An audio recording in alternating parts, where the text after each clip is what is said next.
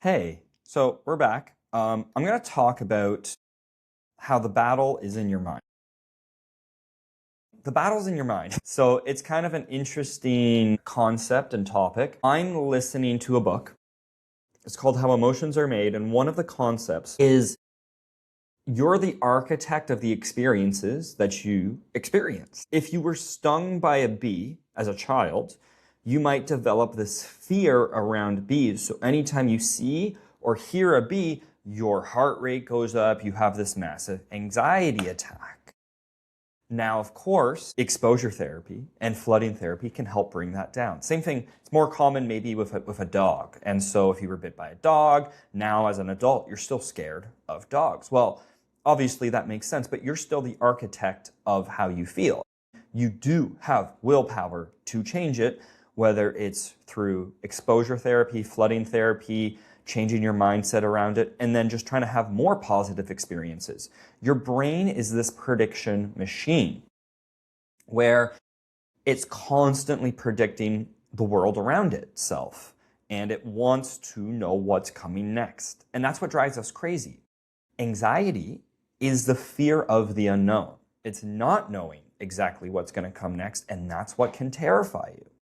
So there's a battle that we all fight every single day, and it's not necessarily in the gym, it's in our minds, right? I've been there. I've struggled with anxiety, depression. I don't actually identify that I have anxiety or depression anymore. I say I experience it. I struggle with it, but I don't have it because it's an experience, it's an emotion. We all have anxiety and depression to some degree, but I don't think that you should choose to identify with these diagnoses because then your identity is tied to it. I've learned that the way forward isn't necessarily just fighting it, but it's about building better experiences around your life, around yourself, and your expectations of what life can be is what we're going to talk about as well today. I want to share how we can shift our mindset into overcoming the struggles, not just mental, but also physical. And it's always in your mind.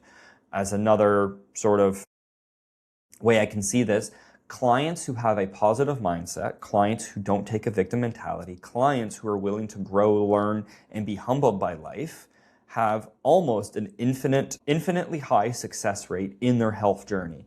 Clients who have a bit of a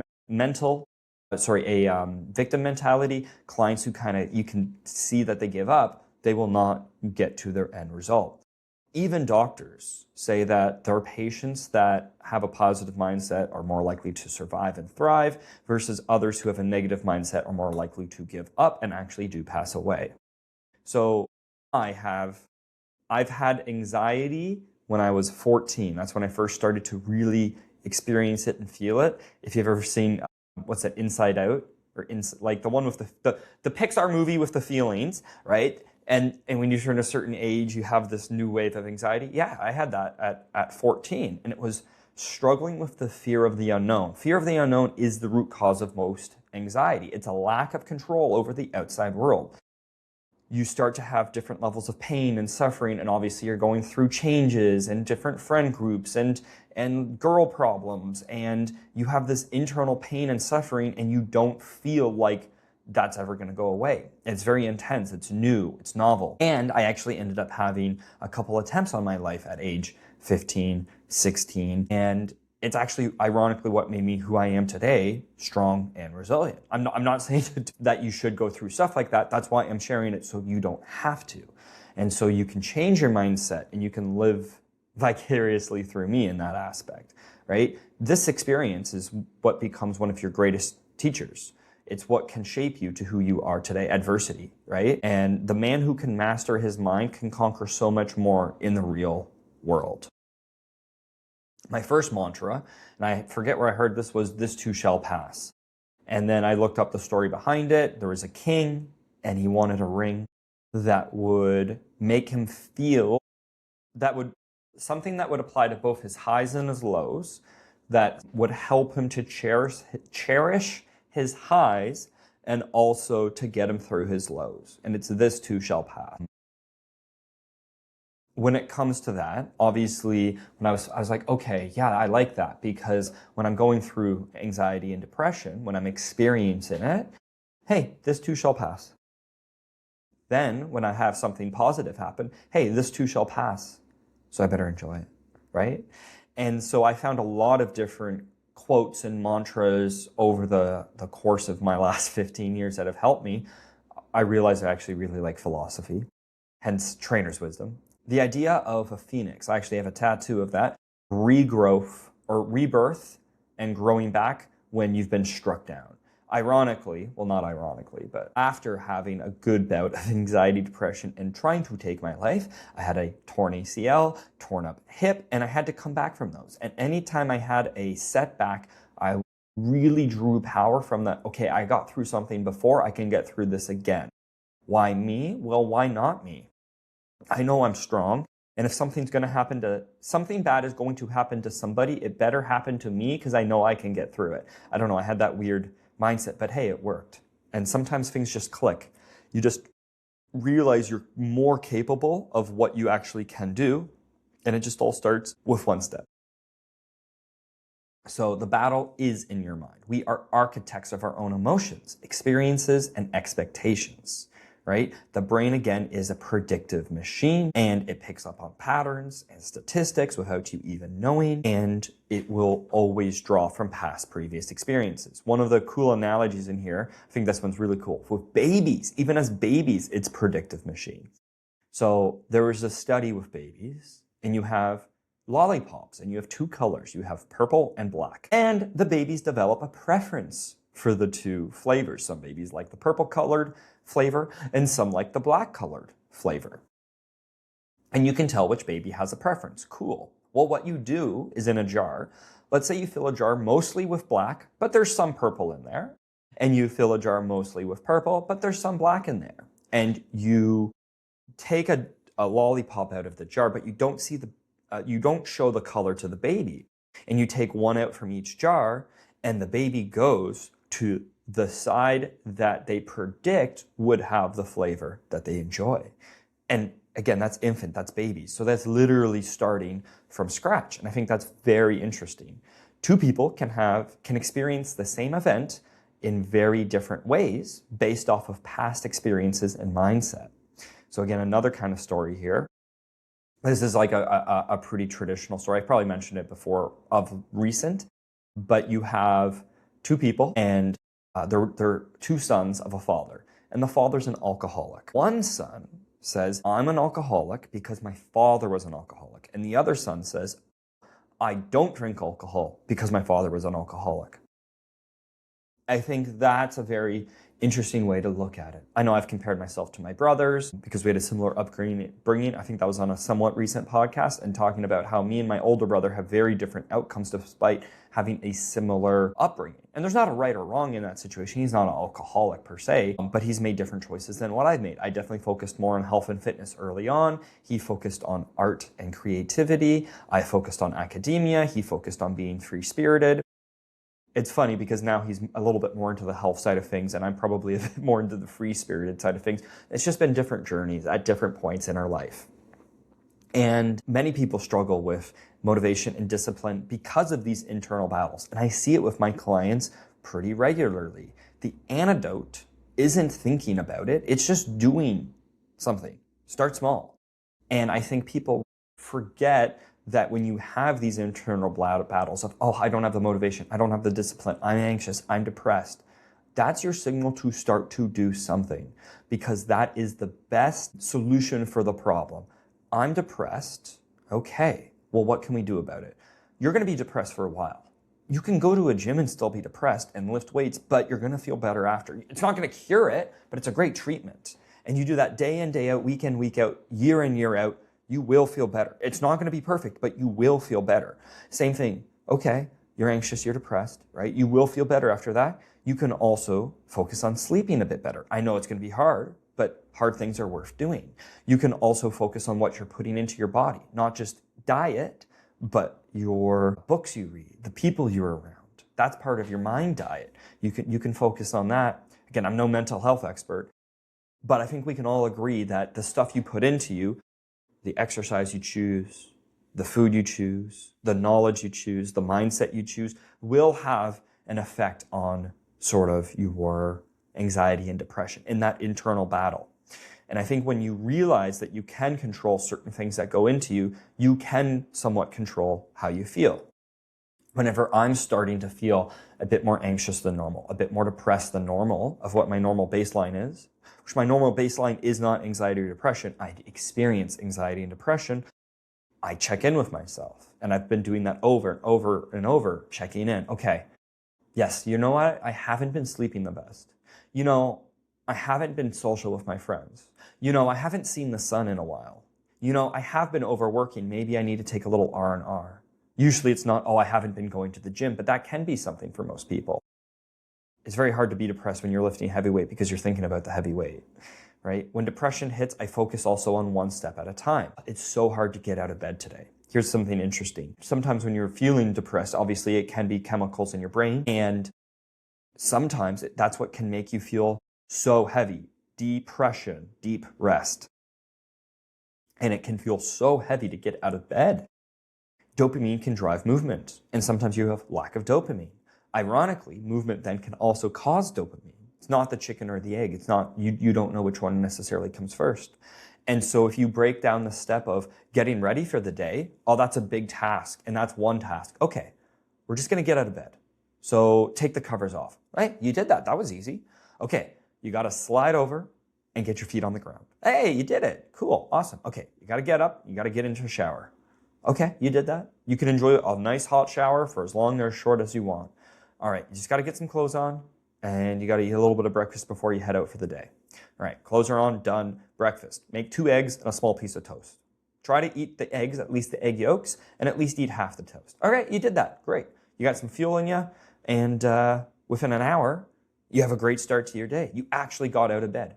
And when I do feel depressed, I'm sure everyone can feel this, it just feels really hard to get out of bed. It feels really hard to get off the couch. But once you start moving, it's the law of inertia. An object in motion stays in motion. An object at rest stays at rest, unless something equal of force acts upon it. And so you realize that when you're having a hard time, you just have to break things into smaller steps. You realize that once you kind of start, the activation energy starts to come down, and you just have to chip away at it a little bit. And that's okay too if it takes longer. And your emotions can shape your actions, right? Your experiences can shape your results. Your experiences shape your beliefs. If you want to change your body, you kind of start by changing your mind. If you want to change your mind, you start with your body. And I think people forget that you can't control the mind with the mind. You have to control the mind with the body. And it typically starts with that. So you have this input, get out of bed, and your thought in your head. You just got to get out of bed. Once you've got out of bed, that helps you get to the next action in your mind. Okay, take shower. And it just kind of has this cascading waterfall effect. Focus on what you can control. And I think that's part of letting go. It's very stoic. I think there's a comedian. I think there's a lot of men that get drawn to stoicism, first off. And he jokes that if you really want to piss your girlfriend off, tell her you've been getting into stoicism. A lot of my guy friends do appreciate stoicism. A couple of my friends that are girls, they don't necessarily like it as much. I don't know if that's a thing. You let me know in the comments. But I do think men and women's brains, generally speaking, can be wired differently, and that makes sense. But that doesn't mean that a female can't have a brain that's more wired like a male, and vice versa, of course. And obviously there's a spectrum to that on top of that. But I think letting go of what you can't control, but taking control of what you can take control of. I think that's important too. Everyone wants some level of control of their life, or else you're a prisoner. What are your food choices? What's your exercise choice? What's your sleep management? And let go of things you can't control. Other people's actions and life's unpredictability. But putting yourself into a position of success, setting yourself up for success is something you can control. So when life is unexpected, you can control what happens to you. For example, you lose your job. That was uncontrolled. Well, yeah, but have you put together 3 to 6 months of a nest egg? You could have controlled that for the most part, and that would have eased the burden of the stress of losing your job. So many people have this negative self-talk as well.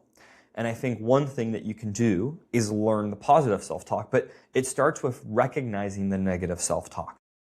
I'm having this negative self-talk about myself.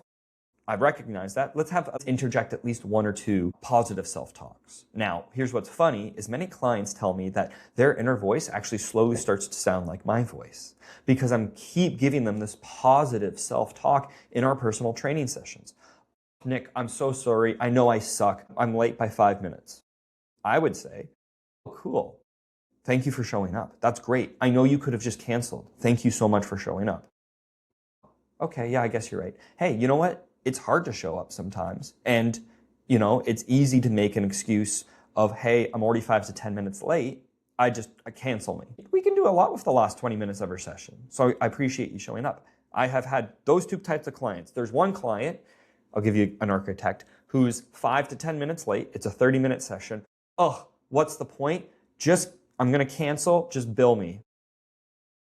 Another client is, hey, I'm going to be late by 5 to 10 minutes. What can we do in 15 minutes? Severely different outcomes of those clients, not because of the 15-minute workout, it's the mindset. You know what trajectory they're going to go into. I've worked with enough clients to know that the client who falls into the all or nothing, they're not a growth level mindset person. They're going to fall because of their mindset, not because they haven't hit the gym recently. The person who's willing to do the best in the situation they're put in is going to succeed with whatever life throws at them. And I see it, whether it's in their work, their life, how they handle stress, how they deal with life, how they deal with workouts, how they deal with adversity. Monday starts Sunday night. And I think one thing that you can be taking control of is getting a good night's sleep Sunday night, playing your morning routine, start the day off with intention. You're setting yourself up for success. If you start to recognize that to succeed on Monday, you have to succeed Sunday night. To succeed for the week, you have to succeed Monday. And so that starts on Sunday night. And yeah, people have the Sunday scaries. Nothing good happens after fucking 9 p.m. anyway, unless you're watching football or sports. So go to bed. You don't need to watch another Netflix show. It will be on tomorrow. It's fine. Setting yourself up for success, it makes the next day so much easier. I got to get up early. Typically for work, I got to get to the gym 5:45. So I'm up at 5:20. I have 10 minutes for my routine. And if I have to get up at 5:20, I got to be in bed by 9:20, which means I actually should be in bed by 9, knowing that I have a 20-minute buffer. And that's okay. And so, 9 o'clock bedtime. You get up, you make your coffee, you get the car warm, and you get going. And work at the gym 2 to 3 hours, maybe get my workout in.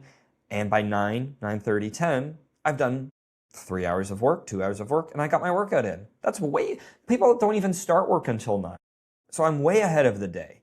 And then by noon, 1 o'clock, I got most of my calls done. And I've owned the day. And the preparation started the night before. If I didn't sleep properly the night before, I wouldn't have the energy and discipline to do what I need to do. And it's not just with the sleep, it's prepping, meal prep. It doesn't have to be fully made. It could be just having groceries in the house, knowing what you're going to eat, knowing how long that's going to take. That's why workout prep is important too. What's your workout schedule for the week? When are you going to the gym? What are you doing at the gym? And that dedication of preparation makes it infinitely easier to do the things that you know you should do. And doing those things, food, sleep, work out, makes your mental health so much better. Those are things that you can control. You can't control everything, but you can control how you respond to life. And your habits, your effort, and your mindset is where the magic is going to happen. So, the lowest point of my fitness and health journey and my just life journey was when I was 16 and I had an attempt on my life, and it actually had to be put in a medically induced coma. And it was actually a blessing in disguise. It was my rebirth because, 15 years later, I am who I am because of what I've had to go through. I had to learn to rebuild myself and to change my mindset and realizing that I can go through shit, literal shit, and still come back and come back stronger. Anytime other shit has hit me, I can come back stronger. And so it doesn't, okay, I can deal with it, it's fine. Versus, oh my God, it's the end of the world. It's very different mindsets now. And trust me, there will still be stuff in life that hits me hard. I know it. what I went through when I was 16 is what has prepped me for the hardships of the rest of my life, which I'm 31. Hopefully I got another 50, 60 years left in me. Some of the beliefs that I had of myself or the world, and I had to let go, it was identifying with my anxiety and my depression. I viewed them as identities versus they're actually just experiences. Everybody experiences the full human emotion spectrum. Now, definitionally, depression is when you're experiencing it for longer than 6 months, I believe. Because, yeah, of course, a loved one died. You're going to feel depressed. The definition you have depression is if you don't have a reason why you would feel that way and you feel that way for longer than 6 months. Sure, there's probably still an underlying reason. Either you're lying to yourself or you just don't know it or you're scared to dig deep because you have to start peeling back the layers and the layers and the layers. And that's what's scary. That's the mind bent, the battle in the mind because you don't want to go that deep. And that's okay. You just have to admit to yourself that you don't want to go that deep. That's how I would describe it to me. Until I've gone that deep, okay, yeah, that is something I need to change. One of the changes of late, and I'm feeling good with this, is the mental battle of I need a little bit of cannabis to help with my anxiety, which is true in the short term. In the long term, it becomes a dependent, just like anything else. Again, not to bastardize it, but it was something I was like, okay, like this is something that helps with my anxiety. Well, I've been here for 2 weeks. It's been off for 3 weeks. And yeah, I'm feeling good. I'm like, okay, I guess I don't really need it. And I've gone through that a couple times.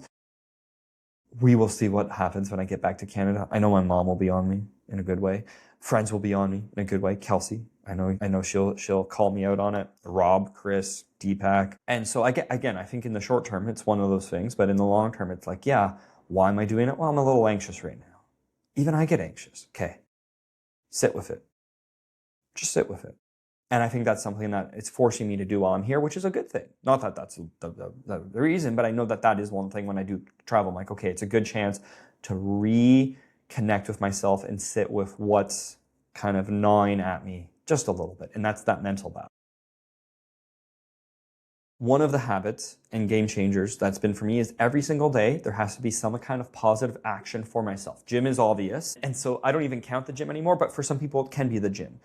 But a nature walk, a sauna, especially sauna with a cold exposure. Or are you able to relax with your dog or have a good connection with like a friend? Those would be some of those positive actions. Even if it's just taking a good walk before bed. That's not a good walk, clear out my head. That's completely fine.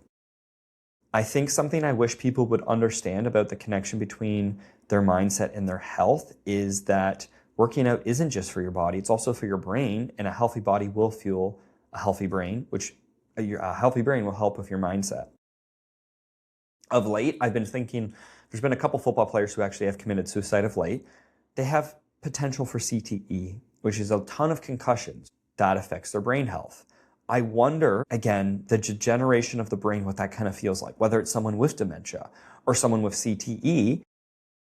I know that that's a little bit different. It's still physical damage to the brain that's causing them to have an unhealthy brain, which is creating a bad mindset. So I'm kind of curious about that. I think that's a little bit different versus people who are eating shit, again, alcohol, drugs on the regular, way too much, not sleeping good. Of course you're going to feel depressed. And that's the irony, again, of something like cannabis. Probably not the best for your brain. It can help in the short term, like I said, but in the long term, it's not helping. And I know that. Something that's kept myself grounded is relying on the pillars of success, what's made me successful. It's the books, it's knowledge, it's podcasts, it's friends, it's family, it's small joys, right? Good food, good coffee, good sleep, and having deep connections and conversations with my friends and family. Giving back, finding purpose, finding meaning. Any man can suffer anything with enough meaning. I've heard that something along those lines, and I think it's very true. If you're listening to this and you're struggling, I want you to know you're not alone, right? The battle is in your mind and it is real, but you can win the battle. And it is going to come back. It's just a battle. It's not a war. You got to prep for the next battle. And setting yourself up for success is part of that prep. You think when the Romans are battling other people, the invasion of Rome, They win the battle. Cool, awesome. We won the war. No, they're prepping for the next battle. And that's fine, right? And they don't just put up a wall right away. They have to put the wall one brick at a time to rebuild up their fortifications. And I think that's important. Focus on what you can control. And remember, you are the architect of your own emotions, your own expectations, and your own experiences.